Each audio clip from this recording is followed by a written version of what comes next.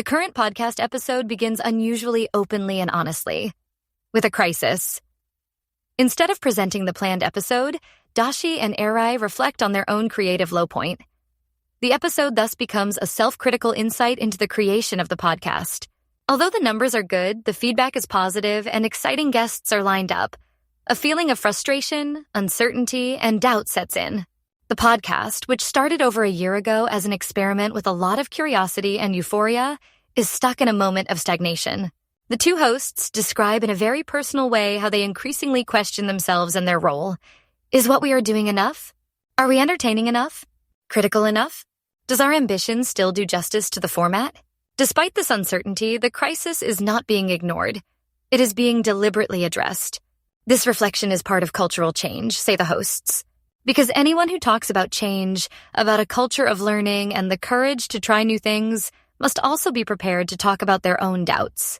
The crisis is thus not portrayed as a weakness, but as a necessary part of a development process.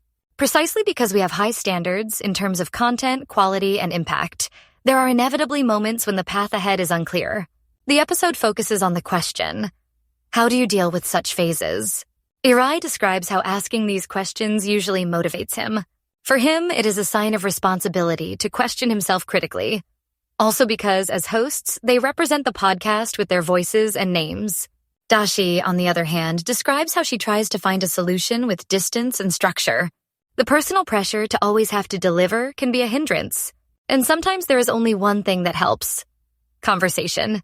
Openness, honesty, and transparency become the way out of the crisis for them, even if it is not always easy. Both reflect on various mechanisms that can help in such moments. Gaining distance, doing a reality check, seeking external feedback, discussing things together.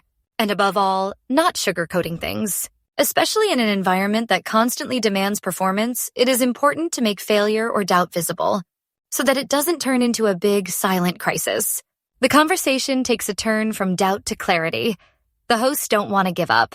On the contrary, the crisis becomes a driving force to sharpen the podcast, learn from mistakes, and make it more conscious again. It's not about being perfect. It's about staying authentic, being true to yourself, and keeping going. Even if it hurts, even if you get carried away sometimes. Or as they say themselves, don't be afraid of bruises. The episode doesn't end with a ready-made solution, but with a clear commitment. Giving up is not an option. The crisis isn't over, but it has triggered something.